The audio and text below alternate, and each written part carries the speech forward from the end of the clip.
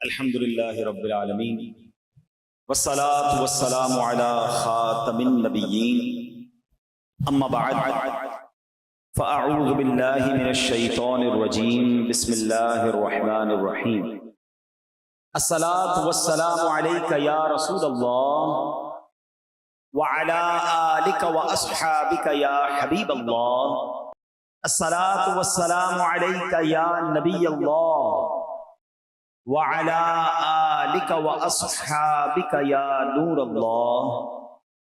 درود پاک پڑھنے کے بے شمار فضائل و برکات ہیں۔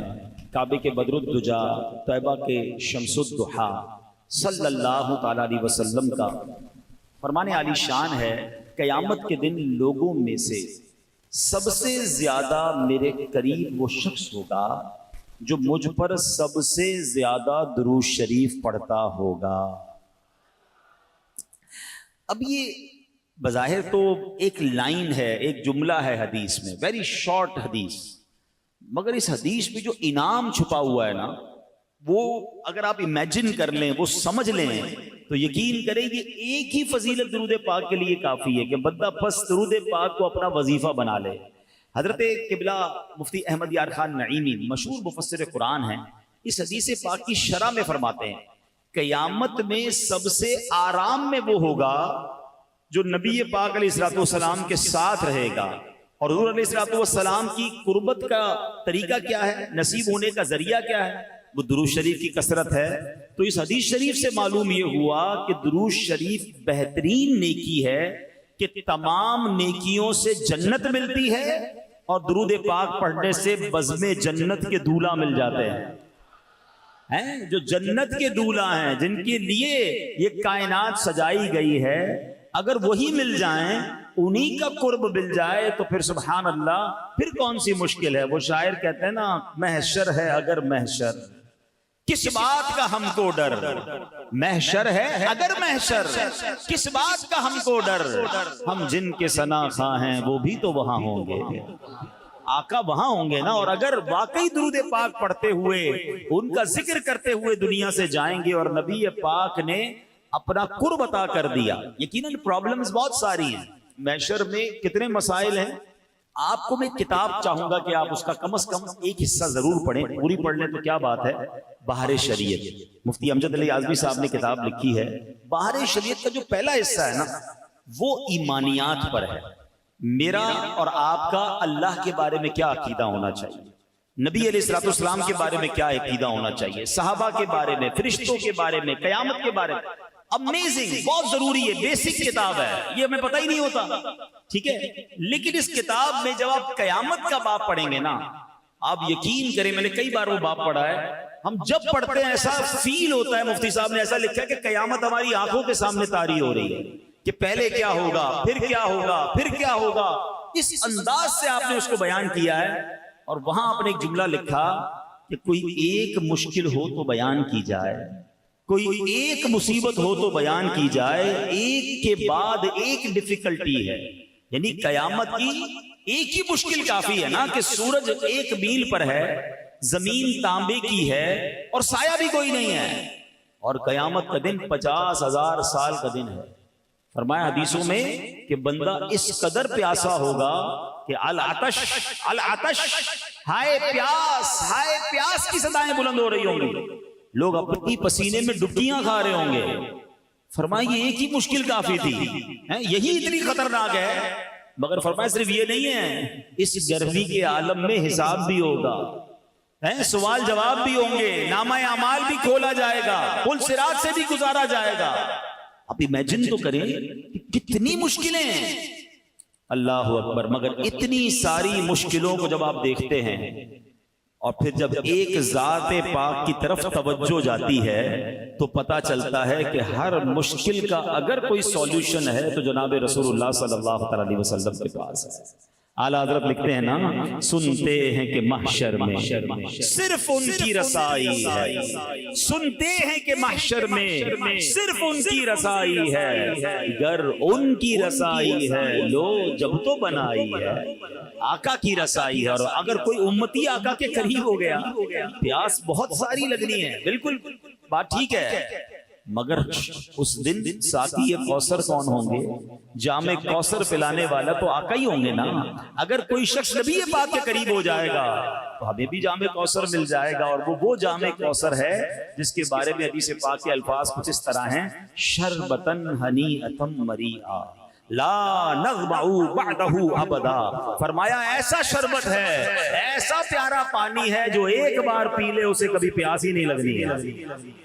اعلیٰ حضرت لکھتے ہیں نا کہ ٹھنڈا ٹھنڈا میٹھا میٹھا, ٹھنڈا ٹھنڈا اور میٹھا میٹھا پیتے ہم ہیں پلاتے یہ ہے صلی اللہ.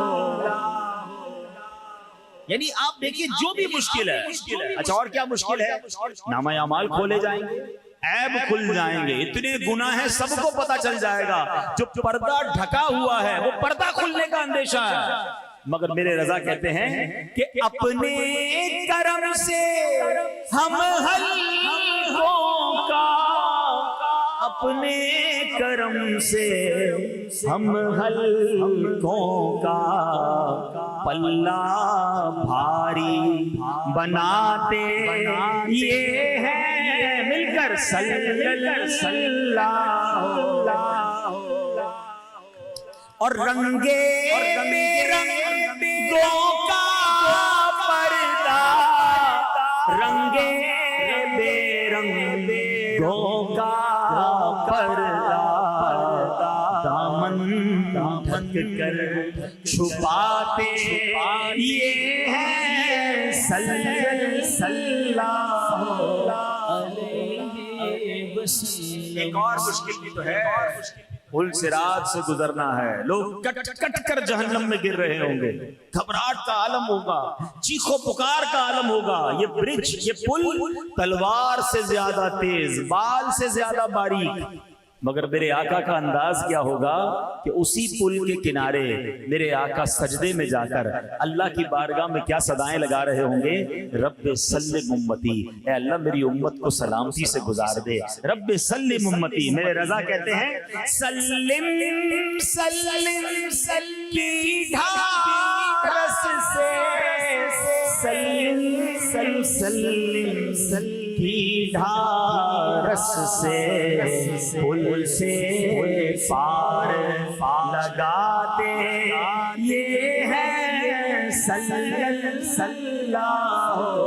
علیہ وسلم.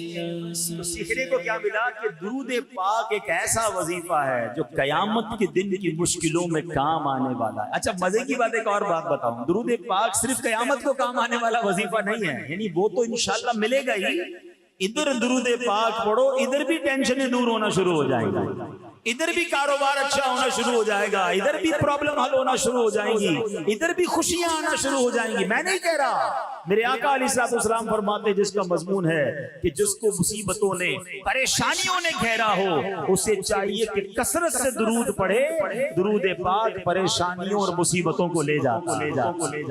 تو درود پاک کو اپنا ورد بنا لیں. اب آج سے روزانہ کم از کم ہو سکے تو 1200 بار درود پاک پڑھیں, 313 بار تو کم از کم پڑھیں, تاکہ کثرت سے درود پاک پڑھنے والوں میں شامل ہو جائیں. آئیے مل کر محبت کے ساتھ بآواز بلند درود پاک پڑھ لیں. صلو علی الحبیب صلی اللہ تعالی علی محمد صلی اللہ علیہ وسلم. آج جس موضوع پر میں نے چند مدنی پھول پیش کرنے ہیں, یہ ہمارے معاشرے میں بہت تیزی سے پرابلم بڑھتی جا رہی ہے, بہت تیزی سے یہ ایشو جو ہے وہ بڑھتا جا رہا ہے, اور اس کی وجہ سے مسلمانوں کے دل ایک دوسرے سے دور ہو رہے ہیں, غلط فہمیاں جنم لے رہی ہیں. یعنی یوں سمجھیے کہ خاندانوں میں, دوستوں میں, رشتہ داروں میں اعتماد کم ہوتا جا رہا ہے. وہ معاملہ کیا ہے میں عرض کرتا ہوں. پہلے میں آپ کو ایک واقعہ سنا. حضرت ابو بکر صدیق رضی اللہ تعالیٰ عنہ کا دور تھا, اور حضرت عمر فاروق رضی اللہ عنہ ایک جگہ سے تشریف لے جا رہے تھے, تو راستے میں انہوں نے دیکھا کہ حضرت عثمان غنی رضی اللہ عنہ کہیں بیٹھے ہیں, اور آپ رضی اللہ عنہ کسی سوچ میں گم تھے. کبھی کبھی ایسا ہوتا ہے نا کہ آپ اور میں ایسی کسی سوچ میں ہوتے ہیں کہ سامنے سے کوئی گزر جائے پھر بھی پتہ نہیں چلتا. بعض اوقات بندہ ہاتھ ہلاتا ہے، بھائی کدھر ہو، میری طرف تو دیکھو. اچھا ہم کسی کو دیکھ رہے تو سمجھ رہے مجھے دیکھ رہا ہے، مگر ہم اسے نہیں دیکھ رہے ہوتے، ذہن کہیں اور ہوتا ہے. بندہ جب کسی گہری سوچ میں ہوتا ہے تو سامنے کیا ہو رہا ہے اس پر توجہ نہیں ہوتی. ٹھیک ہے. حضرت عثمان غنی رضی اللہ عنہ اسی کیفیت میں تھے. حضرت عمر فاروق رضی اللہ عنہ نے وہاں سے گزرے، آپ نے سلام کیا. یہ بھی سیکھنے کو ملا کہ جب کسی کو مسلمان کو دیکھیں، قریب سے گزریں تو سلام کریں. تو آپ نے سلام کیا. حضرت عثمان غنی نے جواب نہیں دیا. اچھا حضرت عمر فاروق کو بڑا عجیب سا لگا کہ عثمان غنی رضی اللہ عنہ نے جواب نہیں دیا مجھے. آپ چلے گئے حضرت ابوبکر صدیق رضی اللہ عنہ کے پاس، مسلمانوں کے پہلے خلیفہ کے پاس کہ حضور میں نے حضرت عثمان غنی کو سلام کیا، انہوں نے جواب نہیں دیا، لگتا ہے وہ مجھ سے ناراض ہیں، کوئی مس انڈرسٹینڈنگ ہو گئی ہے، تو مجھے سمجھ نہیں آ رہا انہوں نے جواب. وہ تو بالکل فوراً جواب دیتے ہیں، ہمارا تو بڑا پیار ہے آپس میں. تو حضرت ابوبکر صدیق رضی اللہ تعالیٰ عنہ نے معاملے کو پینڈنگ نہیں کیا کہ ٹھیک ہے بعد میں دیکھ لیں گے، میں بات کر لوں گا. آپ نے کہا چلو ساتھ چلتے. حضرت ابوبکر صدیق حضرت عثمان غنی رضی اللہ عنہ کے پاس حضرت عمر فاروق کو لے کر آ گئے. جب وہاں پہنچے تو دونوں نے مل کے سلام کیا. حضرت عثمان غنی رضی اللہ عنہ دونوں کو جواب دیا. حضرت ابوبکر صدیق نے کہا کہ تھوڑی دیر پہلے عمر فاروق یہاں سے گزرے، آپ کو سلام کہا، آپ نے جواب نہیں دیا. حضرت عثمان غنی رضی اللہ عنہ کیا کہتے ہیں کہ کہتے ہیں حضور میں اپنے بھائی کا سلام کا جواب نہ دوں ایسا تو ہو ہی نہیں سکتا، میں نے کیسے ایسا ہو سکتا جواب نہیں دیا. تو حضرت عمر نے کہا کہ میں نے آپ کے سامنے سے میں گزرا، میں نے آپ کو سلام کیا اور آپ نے جواب نہیں دیا. تو کہتے ہیں واللہ مجھے اس کی خبر ہی نہیں کہ آپ میرے سامنے سے کب گزرے، میری تو توجہ ہی کہیں اور تھی. تو سبحان اللہ. حضرت ابوبکر صدیق کہتے ہیں یہ تو بتاؤ کس سوچ میں تھے. اگر واقعی کسی ایسی گہری سوچ میں تھے کہ عمر فاروق کا گزرنا بھی تمہیں نہ سمجھ آیا، ہمیں تو بتائیے آپ کیا سوچ رہے تھے. اللہ اکبر. ہمارے یہاں کوئی کسی سوچ میں گم بھی ہوتا ہے نا تو سوچ ہوتی ہے کہ کاروبار کا کیا ہوگا، تو نوکری کا کیا ہوگا، دنیا کی پرابلمز، یا بعض اوقات بدقسمتی سے کوئی کسی غلط کام، گناہوں والے کام کی توجہ میں گم ہو جاتا ہے. مگر جب کوئی عاشق رسول ہوتا ہے اس کی یادوں میں بھی نبی پاک علیہ الصلوۃ والسلام ہی بستے ہیں. اس کی یادیں بھی ہوتی ہیں تو آخرت کی ہوتی ہیں، اس کی یادیں بھی ہوتی ہیں تو جناب کسی نیکی کے کام کے کرنے کی عادت ہوتی ہے. ویسے کبھی سوچے اس بات پر کہ مجھے اور آپ کو کبھی ایسا خیال آیا اور اس خیال میں ہم اتنے گم ہو گئے ہوں کہ میرا مرنے کے بعد کیا ہوگا، میری آخرت کیسی ہوگی، میرا جنت میں داخلہ کیسے ہوگا، یا کبھی جناب اس خیال سے مجھے اور آپ کو نیند نہ آئی ہو. ایسے تو بہت سارے لوگ ملتے ہیں کہ جناب دنیا کی ٹینشن کی وجہ سے، دنیا کے کسی پرابلم کی وجہ سے میں رات کو سو نہیں پایا، میری آنکھ کھل گئی. مگر ایسا کبھی ہوا کہ ایک رات نیند اس لیے نہ آئی ہو کہ یاد رسول نے تڑپا دیا ہو، پیارے آقا کے عشق نے تڑپا دیا ہو، دیدار رسول کے لیے میری آنکھیں بے قرار ہو گئی ہوں، مدینے کی یاد ہو اور میری آنکھوں میں آنسو ہوں اور اسی آنسوؤں کے ساتھ میری رات گزری ہو. کیا کبھی کوئی ایسی رات، کبھی کوئی ایسا دن ہم سے گزرا ہو؟ اللہ اکبر. یہ شعر کتنا پیارا ہے نعت کا. کاش میں اور آپ اس کے مصداق بن جائیں کہ دل میں ہو یاد تیری گوشہ تنہائی ہو، دل میں ہو یاد تیری گوشہ تنہائی ہو، پھر تو خلوت میں عجب انجمن آرائی ہو. اللہ کرے ہماری تخلیے بھی، ہماری خلوتیں بھی کبھی ایسی ہوں، اس طرح کی محفل ہو، کوئی نعت خواں نعت پڑھے اور عشق رسول والی نعت پڑھ دے تو کبھی کبھی ہماری آنکھوں سے بھی آنسو بہ جاتے ہیں، کبھی ہم بھی مدینے کی یاد میں تڑپ جاتے ہیں. یقیناً یہ بڑی اچھی بات ہے. مگر سچ بتاؤں اصل مزہ کیا ہے کہ میں ہوں اکیلا اور میرا کمرہ ہو، مجھے کوئی دیکھ نہ رہا ہو اور میری آنکھوں سے آنسو مدینے کی یاد میں بہ رہے ہوں، میری آنکھوں سے آنسو نبی پاک کی یاد میں بہ رہے ہوں. میں وہ رات تڑپ کر گزاروں کہ یا رسول اللہ میں بھی آپ کا امتی ہوں، مجھے بھی آپ کا دیدار نصیب ہو جائے. کبھی کوئی رات ایسی گزرے کہ اپنے گناہ یاد آئیں اور میں جا نماز بچھاؤں اور سجدے میں جا کر اپنے رب کی بارگاہ میں آنسو بہاؤں. یقین کریں یہ اکیلے میں آنسو بہانا اس کا لطف ہی اور ہے، اس کی چاشنی ہی اور ہے. تو بہرحال میرے پیارے اسلامی بھائیوں، حضرت ابوبکر صدیق پوچھتے ہیں سیدنا عثمان غنی سے، اے عثمان غنی ذرا یہ تو بتائیے آپ کس سوچ میں تھے؟ آپ پتہ ہے حضرت عثمان غنی رضی اللہ عنہ کیا بتاتے ہیں؟ آپ فرماتے ہیں کہ میں ایک ایسی گہری سوچ میں ڈوبا ہوا تھا کہ میں نے نبی پاک علیہ الصلوۃ والسلام سے آپ کی حیات طیبہ میں ایک سوال پوچھنا تھا، میں وہ سوال پوچھ نہیں پایا، کاش میں وہ سوال آپ سے پوچھ لیتے. حضرت ابوبکر صدیق رضی اللہ عنہ نے فرمایا وہ سوال کیا تھا؟ اے عثمان ہمیں تو بتاؤ وہ سوال کیا تھا؟ تو حضرت عثمان غنی کہتے ہیں کہ میں نے سوال یہ پوچھنا تھا کہ قیامت کے دن نجات کا دار و مدار کس بات پر ہے؟ کون سی چیز ہوگی کہ جس کی وجہ سے قیامت کے دن نجات مل جائے گی، بندہ بخشا جائے گا؟ حضرت ابوبکر صدیق رضی اللہ تعالیٰ عنہ نے پتہ کیا جواب دیا؟ آپ نے فرمایا اے عثمان، میں نے اپنے آقا سے یہ سوال پوچھ لیا، آپ تو نہیں پوچھ سکے نا، میں نے پوچھ لیا ہے۔ اب روایت کے الفاظ ہیں کہ حضرت عثمان غنی خوشی سے کھڑے ہو گئے، اتنا خوش ہوئے کیونکہ ان کو یہ پتا تھا کہ انہوں نے سوال پوچھا، ان کے پاس جواب بھی ہوگا، جو سوال میں نہیں پوچھ سکا انہوں نے پوچھ لیا اور جواب بھی ہوگا۔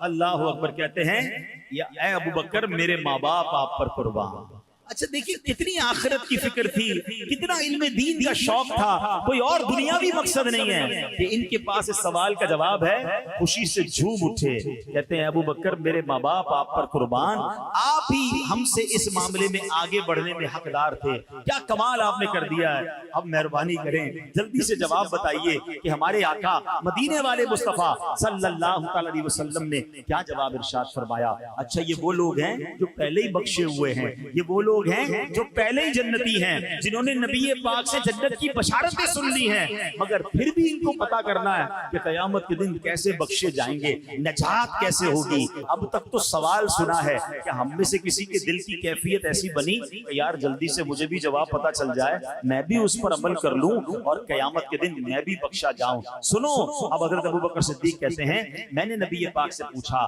ما نجات ھذا الامر، یعنی قیامت کے دن نجات کا دار و مدار کس بات پر ہے؟ سرکار دو عالم صلی اللہ تعالی علیہ وسلم نے فرمایا من قبل من الکلمۃ فہی لہ نجات، فرمایا یعنی وہ کلمہ جس کی میں دعوت دیتا ہوں، یعنی کلمہ طیبہ، جس نے دل سے وہ کلمہ قبول کر لیا اس کے لیے نجات ہے۔ سبحان اللہ، حضرت عثمان غنی کو تو جواب مل گیا، ان کے صدقے ہم غلاموں کو بھی جواب مل گیا، ہم گناہگاروں کو بھی جواب مل گیا۔ تو اے میرے پیارے اسلامی بھائیوں، اب اس واقعے سے دو تین باتیں بڑی اہم سیکھنے کو مل رہی ہیں۔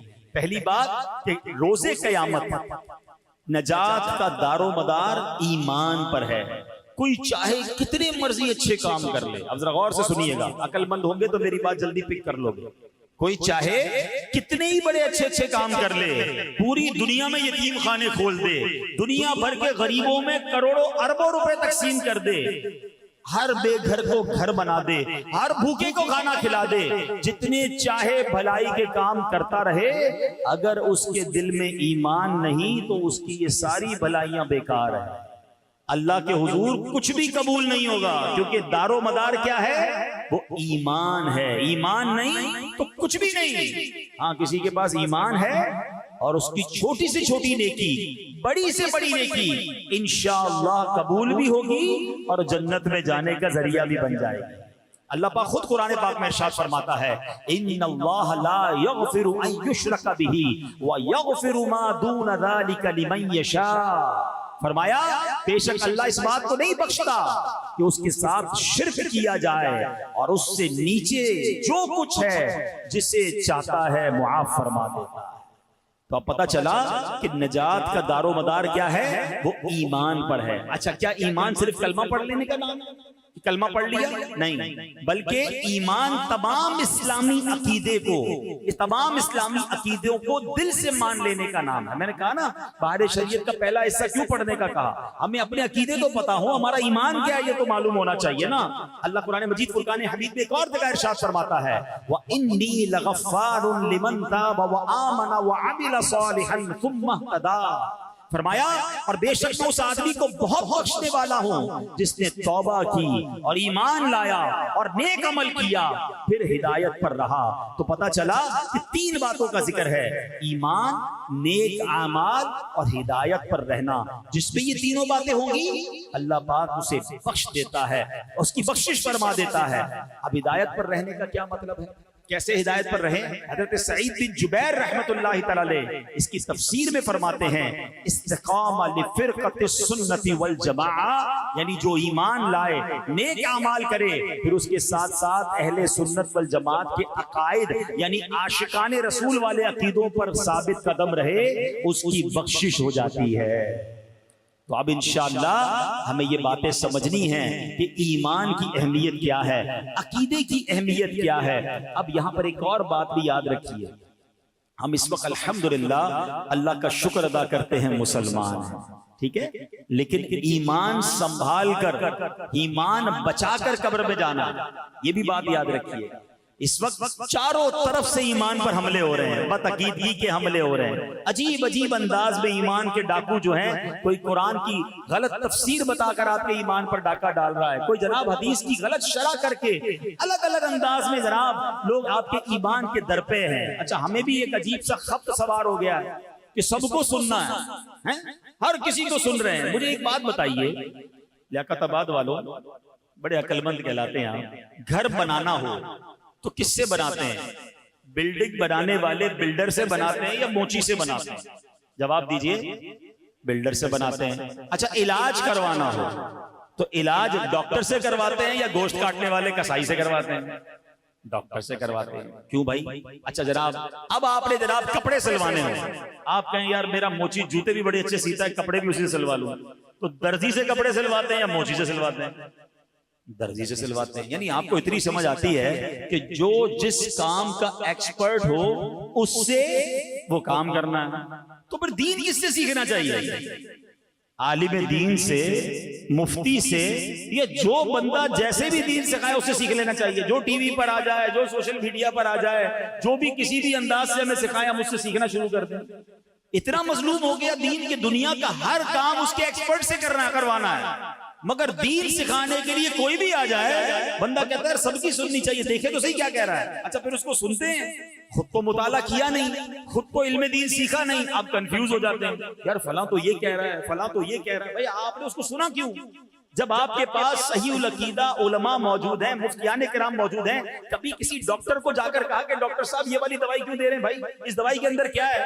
آپ کہتے ہیں یار یہ ایکسپرٹ ہے، جو دوائی دے رہا ہے کھا لو بھائی، علاج ہو جائے گا، اس پر بھروسہ ہے۔ جب آپ کو صحیح العقیدہ علماء کرام مفتیان کرام مل گئے، وہ جو فرما رہے ہیں اس پر عمل کریں، ہر کسی کی سن کر کنفیوز ہونا چھوڑ دیں، ورنہ میرے اعلیٰ حضرت نے 100 سال پہلے کہہ دیا تھا، اور اب تو حالات اور بہت خراب ہیں۔ آپ فرماتے سونا جنگل رات اندھیری چھائی بدلی کالی ہے، سونے والو جاگتے رہیو چوروں کی رکھوالی ہے۔ یعنی چور ہی رکھوال بن گئے ہیں، تو چور کر چوری کرنا کتنا آسان ہو گیا، یعنی ایمان کے ڈاکو گھوم رہے ہیں۔ اور پھر آپ نے فرمایا آنکھ سے کاجل صاف چرا لیں، یا وہ چور بلا کے ہیں، تیری کٹڑی تاکی ہے اور تو نے نیند نکالی ہے۔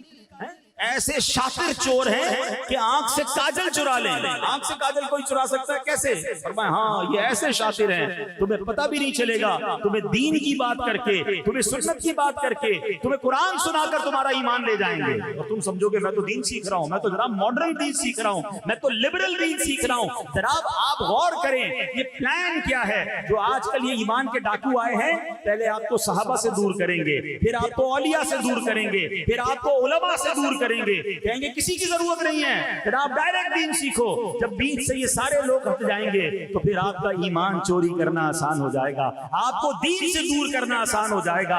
ارے ہم کیسے اولیاء کرام کا فیضان چھوڑ دیں؟ اگر آج پاکستان اور ہندوستان میں ہم مسلمان ہیں تو یہ فیضان ہے اولیاء کرام کا۔ میرے خواجہ آئے تھے اس سرزمین پر جنہوں نے آ کر 90 لاکھ غیر مسلموں کو مسلمان کیا۔ میرے دادا آئے تھے پاکستان میں جنہوں نے اسلام کے پیغام کو یہاں پہنچایا۔ نبی پاک کے دنیا سے ظاہری طور پر پردہ فرمانے کے بعد صحابہ کرام پوری دنیا میں گئے۔ یہ تسلسل ہے، یہ فیضان ہے مصطفیٰ کریم کا، یہ فیضان ہے صحابہ کا، یہ فیضان ہے اولیاء کا۔ اور آج ہمیں کہا جا رہا ہے جناب یہ اولیاء کرام کی، یہ علماء کرام کی، ان سب کو بیچ سے ہٹا دو۔ تو اب جناب آپ خود یہ پلان سمجھ لیں یہ کیا ہے۔ صدیوں سے لوگ ان بزرگوں کے ذریعے مسلمان ہو رہے ہیں، ان بزرگوں کے ذریعے دین سیکھ رہے ہیں، اور آج آ کر ہمیں کوئی سمجھاتا ہے اور ہمارا نوجوان کنفیوز ہو کر پھر کہتا ہے جناب وہ تو یہ کہہ رہا ہے، وہ تو یہ کہہ رہا ہے۔ تو یہ بات یاد رکھیے گا کہ ایمان بڑی قیمتی چیز ہے، ایمان نہیں تو کچھ نہیں۔ ایمان سنبھال کر، ایمان سلامت لے کر مجھے اور آپ کو قبر میں جانا ہے تو اچھی صحبتیں رکھیے، عاشقان رسول کی صحبتیں رکھیے،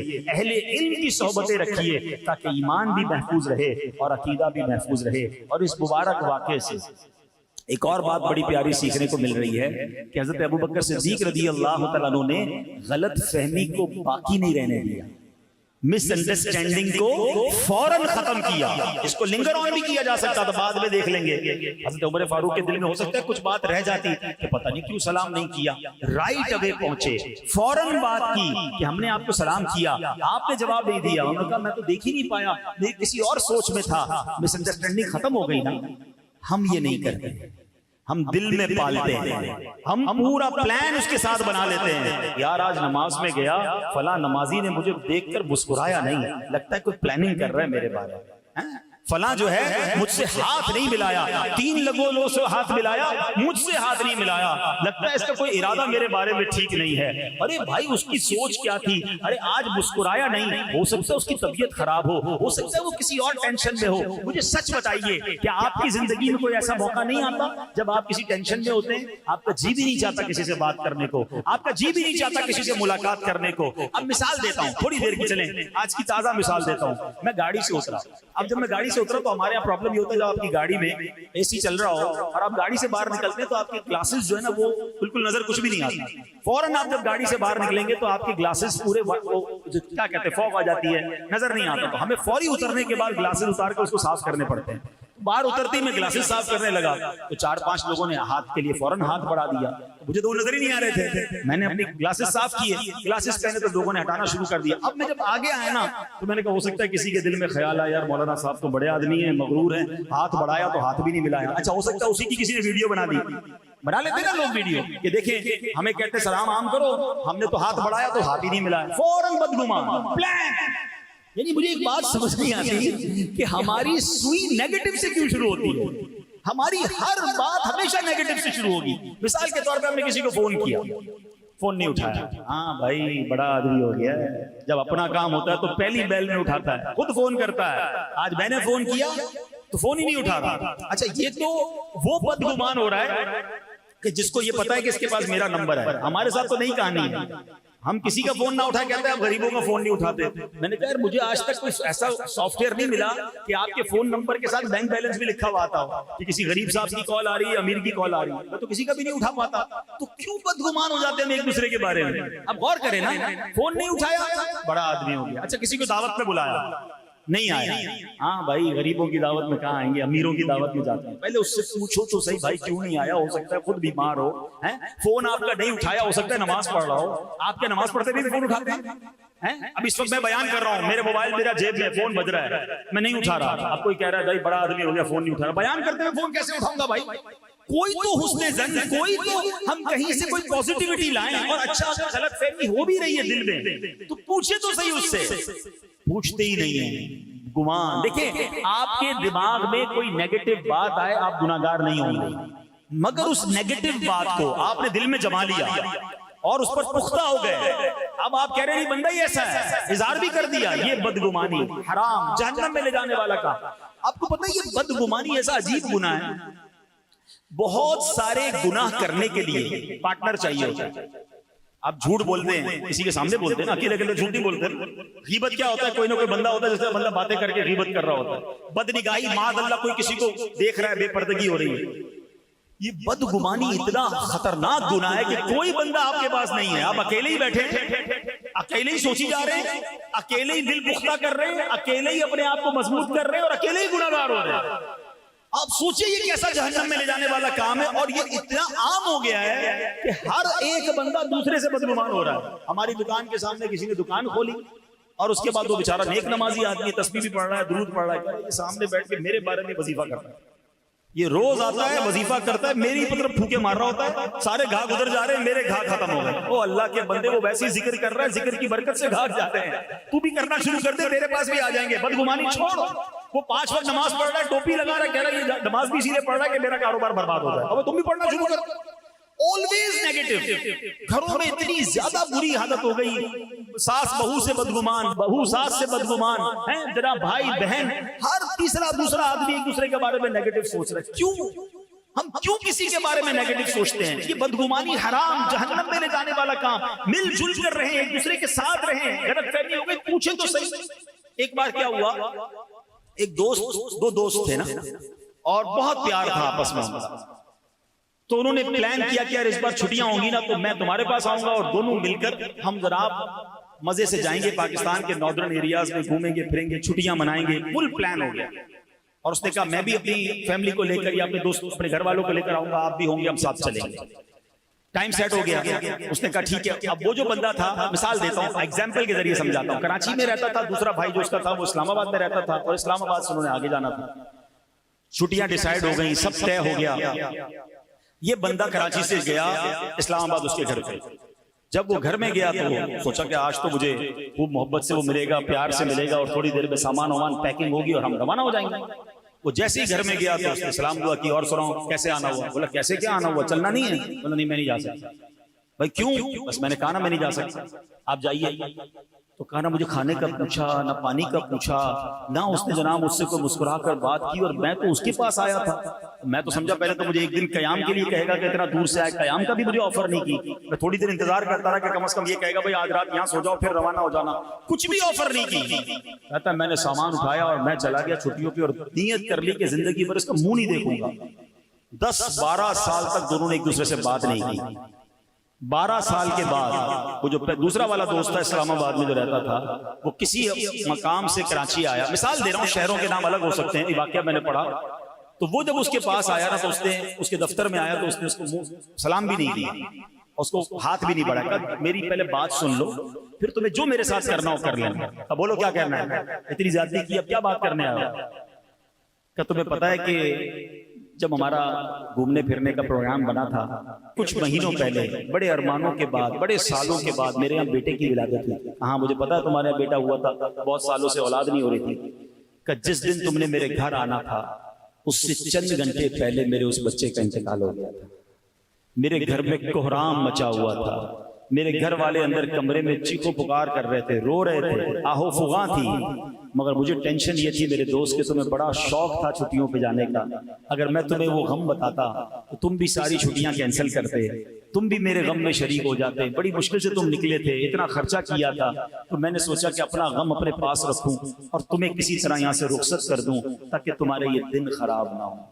اب بتائیے اس پہلے دوست کا کیا حال ہوا ہوگا جو 12 سال تک اپنے دوست کو برا بھلا کہتا رہا، اس کے بارے میں برا سوچتا رہا. ہم کبھی تو پوزیٹیو سوچ لیں، کبھی تو سامنے والے سے وضاحت تو لے لیں، پوچھ تو لیں کہ ایسا کیوں تھا، آپ کیوں نہیں مسکرائے تھے، آپ نے کیوں مجھے پراپر جواب نہیں دیا. نہیں میرے پیارے اسلامی، خدا کے واسطے یہ نا اتفاقیاں ختم کریں، یہ بدگمانیاں ختم کریں، پوزیٹیو سوچنا شروع کر دیں. ورنہ ایسا نہ ہو کہ ہم بدگمانی کر کے، یہ لڑائی جھگڑے کر کے ہم ایک دوسرے سے دور ہو جائیں. پتہ ہے قرآن پاک ہمارے بارے میں، مسلمانوں سے قرآن کیا چاہتا ہے؟ قرآن ارشاد فرماتا ہے وَلَا تَنَازَعُوا فَتَفْشَلُوا وَتَذْهَبَ رِيحُكُمْ. قرآن کہتا ہے آپس میں بے اتفاقی نہ کرو ورنہ تم بزدل ہو جاؤ گے اور تمہاری قوت اکھڑ جائے گی. یہ میرا شیطان پتہ کیا چاہتا ہے؟ ہم ایک مٹھی نہ بنے، ہم مسلمان بکھرے رہیں، ہم لڑتے رہیں، ہم دور رہیں، ہم گروہوں میں بٹ جائیں. آج کیا ہو رہا ہے؟ رنگ کے نام پر، نسل کے نام پر، خاندان کے نام پر، قوم کے نام پر الگ الگ ہو گئے.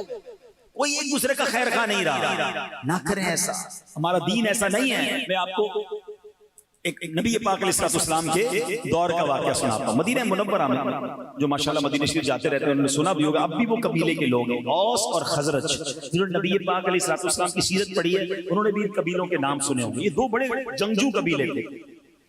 پہلے تو ان میں بڑا اتفاق تھا، پھر ان دونوں قبیلوں میں لڑائیاں شروع ہوئی اور اتنی لڑائی ہوئی، اور لڑائی ہوتے ہوتے آخری لڑائی ہوئی جنگ بعاث.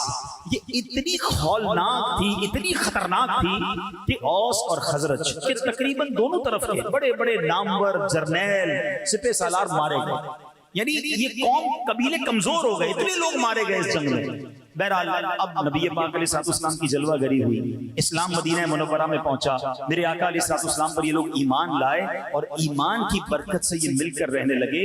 اتفاق کی برکت کیا ملی کہ ان کو انصار کا لقب مل گیا.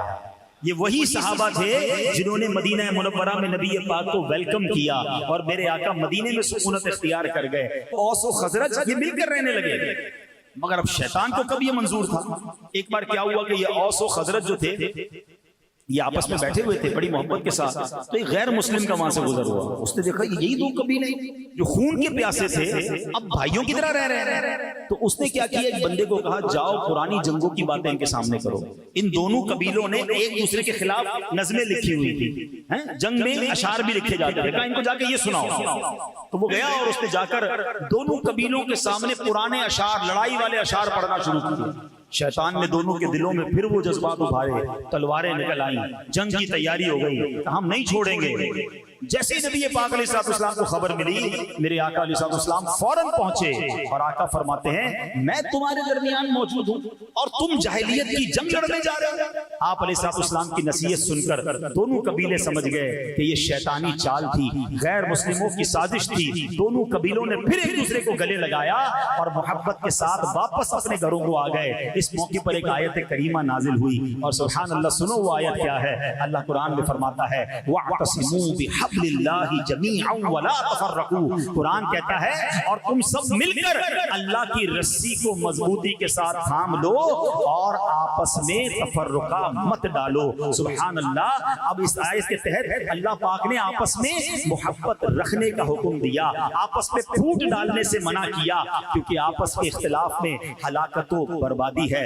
علامہ قرطبی رحمۃ اللہ تعالی فرماتے ہیں مطلب یہ ہے کہ اے لوگو، اپنی خواہشات اور مختلف آراز کے پیچھے چلتے ہوئے اختلافات میں مت پڑو، بلکہ دین میں بھائی بھائی ہو جاؤ۔ سبحان اللہ۔ اب ہے میرے پیارے اسلامی بھائیوں، ایک اور خوبصورت بات بتاؤں کہ یہ اس آیت کے تحت جو اللہ کی رسی کو فرمایا گیا نا، یہ رسی کیا ہے؟ ایک قول یہ ہے کہ اس رسی سے مراد نبی پاک علیہ السلام کی ذات ہے، یعنی آقا کا دامن تھام لو۔ نبی پاک نے تو دوستی کرائی تھی نا۔ اور سبحان اللہ، امام بصیری رحمت اللہ تعالی علیہ قصیدہ بردہ شریف میں پتہ کیا لکھتے ہیں؟ آپ فرماتے ہیں دعا الی اللہ فالمستمسکون بہ مستمسکون بحبل غیر منفصم، کہتے ہیں نبی پاک علیہ السلام نے، پیارے آقا علیہ السلام نے لوگوں کو اللہ کی طرف بلایا، تو جن لوگوں نے پیارے آقا کے دامن رحمت کو تھام لیا تو انہوں نے ایسی مضبوط رسی کو تھام لیا جو کبھی ٹوٹے گی نہیں۔ سید اعلی حضرت اپنے فارسی کلام میں کیا لکھتے ہیں؟ نرفتم راہ بینایاں فتادم در چہے عصیاں بیاں اے حبل رحمانم اغثنی یا رسول اللہ، یعنی یا رسول اللہ میں عقل مندوں کی راہ نہ چلا، گناہوں کے گڑھے میں جا گرا، اے رحمان کی مضبوط رسی، اے میرے پیارے آقا علیہ السلام میری مدد فرمائیے۔ تو آقا علیہ السلام کا دامن تھامنا گویا اللہ کی رسی کو تھامنا ہے۔ ایک اور جگہ بریلی کے تاجدار لکھتے ہیں نا، آسیوں تھام لو دامن مصطفیٰ، آسیوں تھام لو دامن مصطفیٰ اور پڑھو رب کی رحمت پہ لاکھوں سلام۔ تو اے میرے پیارے اسلامی بھائیوں، ہمیں آپس کے تفرقے سے بچنا ہے، ہمیں آپس کی نفرتوں سے بچنا ہے۔ عاشقان رسول مسلمانوں کو ایک ہو کر رہنا ہے۔ یہ چھوٹی چھوٹی باتوں پر دل کھٹا نہ کیا کرو، رشتہ داریاں نہ توڑ دیا کرو، دوستیاں ختم نہ کیا کرو، مسلمانوں کے لیے کینہ اور بغض نہ رکھا کریں، دل بڑا رکھیں۔ ایک بات سمجھ لیجئے، ہم سارے انسان ہیں اور انسان یہ خطا کا پتلا ہے، انسان سے مسٹیک بھی ہو جاتی ہے۔ اگر میرے بھائی سے کوئی غلطی ہو بھی گئی ہے تو کوئی بات نہیں، میں اسے معاف کر دوں۔ ہمارا ایک اور پرابلم کیا ہے کہ ہم آپس کے جو تعلقات ہیں نا، وہ ہم ادلے بدلے میں رکھتے ہیں۔ اس نے مجھے بلایا تو میں ایسے بلاؤں گا، اس نے مجھ سے مسکرا کر ملا تو میں ملوں گا، اس نے تحفہ دیا تو میں تحفہ دوں، ادلا بدلا ہو رہا ہے۔ نہیں، کوئی مجھے مسکرا کر ملے نہ ملے، کوئی میری طبیعت پوچھے نہ پوچھے، کوئی میرے ساتھ بھلائی کرے نہ کرے، یہ اس کا مسئلہ ہے۔ میں اللہ کی رضا کے لیے کسی کے ساتھ محبت کروں، میں اللہ کی رضا کے لیے مسلمان کی مدد کروں۔ اے میرے پیارے اسلامی بھائیوں، حدیث پاک میں آتا ہے مسلمان دوسرے مسلمان کے لیے عمارت کی مانند ہے جو کہ ایک دوسرے کو مضبوط کرتا ہے۔ یہ فرماتے ہوئے سرکار دو عالم علیہ السلام نے ایک ہاتھ کی انگلیاں دوسری ہاتھ کی انگلیوں میں ڈال دی کہ عمارت ایک دوسرے کو مضبوط کرتی ہے۔ ہم ایک دوسرے کے خیر خواہ بنے، ہاتھ پکڑنے والے بنے، دشمن نہ بنے۔ اے میرے پیارے اسلامی بھائیوں، اب آتے ہیں آخری بات۔ ویسے تو اس بیان پر بہت ساری چیزیں موجود ہیں، مگر میں ایک اور بات کر لوں کہ آپس میں پیار کیسے بڑھے، محبت کیسے بڑھے۔ آج بیان کے بعد ہم کیا ایسا کام شروع کر دیں کہ چلیں دلوں سے نفرت دور ہوں۔ تو آئیے محبت بڑھانے والے آقا، ساری دنیا کے مسلمانوں کو جوڑنے والے آقا صلی اللہ علیہ وسلم نے فرمایا لا تدخلوا الجنة حتى تؤمنوا، تم اس وقت تک جنت میں داخل نہیں ہو سکتے جب تک ایمان نہ لے آؤ۔ پھر فرمایا وَلَا تُؤْمِنُوا حَتَّى تَحَابُّوا، اور تم اس وقت تک کامل مومن نہیں ہو سکتے جب تک آپس میں محبت نہ کرو. اور سبحان اللہ، آقا فرماتے کیا میں تمہیں وہ بات نہ بتاؤں جو آپس میں محبت کو بڑھاتی ہے؟ فرمایا افشوا السلام بینکم، آپس میں سلام کو عام کرو. تو سلام کو عام کریں، ایک دوسرے کو دیکھیں، ملیں، سلام کریں. جس کو جانتے نہیں جانتے سلام کرتے ہوئے آگے بڑھیں تو انشاءاللہ یہ محبتیں بڑھائے گی. اسی طرح مصافحہ، ہاتھ ملانا، یہ بھی محبت اور اخوت کو بڑھانے کا طریقہ ہے. سرکار دو عالم علیہ الصلوۃ والسلام فرماتے ہیں ایک دوسرے کے ساتھ مصافحہ کرو، اس سے کینہ یعنی دل میں چھپا ہوا جذبہ عداوت جو ہے وہ جاتا رہتا ہے. تو اے میرے پیارے اسلامی بھائیوں، ہمیں مسلمانوں کے لیے ہمدردی ہونی چاہیے. ایک اور جگہ سرکار دو عالم علیہ اسلام فرماتے ہیں جو کسی غم زدہ شخص سے غم خاری کرے گا اللہ پاک اسے تقوی کا لباس پہنائے گا اور روحوں کے درمیان اس کی روح پر رحمت فرمائے گا. اور جو کسی مصیبت زدہ سے غم خاری کرے گا اللہ پاک اسے جنت کے جوڑوں میں سے 2 ایسے جوڑے عطا کرے گا جن کی قیمت پوری دنیا بھی نہیں ہو سکتی ہے. جنتی جوڑے چاہیے تو غم خاری کریں، دلوں میں سکون داخل کریں، ٹینشن نہ دیں، ہاں راحت دیں. کچھ لوگ ہوتے ہیں جو لوگوں کے لیے ٹینشن بنتے ہیں، روب جماتے ہیں، دھمکاتے ہیں، ڈراتے ہیں. ایسا مت کرنا. مسلمانوں کو راحت پہنچاؤ، تم مسلمانوں کو خوش کرو گے اللہ تمہیں خوش کر دے گا، اللہ تمہاری مشکل آسان کر دے گا. آپ لوگوں کے لیے آسانیاں پیدا کرنے والے بن جائیں. تو آج ہے میرے پیارے اسلامی بھائیوں، اگر کسی وجہ سے کسی رشتہ دار، کسی دوست، کسی پڑوسی سے کسی وجہ سے بھی اگر کوئی شرعی وجہ نہیں ہے اور آپس میں دوری ہو گئی ہے، غلط فہمی ہو گئی ہے، اللہ کی رضا کے لیے معاف کر دیں، دل بڑا کر لیں، محبت کے ساتھ رہیں. چھوٹی سی زندگی ہے، کب تک لڑتے رہو گے؟ ان چیزوں کو ختم کر کے پیار اور محبت کے ساتھ زندگی گزاریں. اللہ ہمیں باہم اتفاق اور اتحاد نصیب فرمائے، ہمیں نفرتوں سے دور رکھے، ہمیں خوش اسلوبی کے ساتھ، حسن ظن کے ساتھ زندگی گزارنے کی توفیق عطا فرمائے، اور ہم سب کو اپنے ایمان کی اور عقیدے کی حفاظت کرنے کی توفیق عطا فرمائے. الحمدللہ ایسی پیاری باتیں دعوت اسلامی کے پیارے ماحول میں سکھائی جاتی ہیں. اس ماحول سے وابستہ رہیں، دعوت اسلامی کے اجتماعات میں آتے رہیں. اللہ پاک ہمیں عمل کرنے کی توفیق عطا فرمائے. صلو علی الحبیب.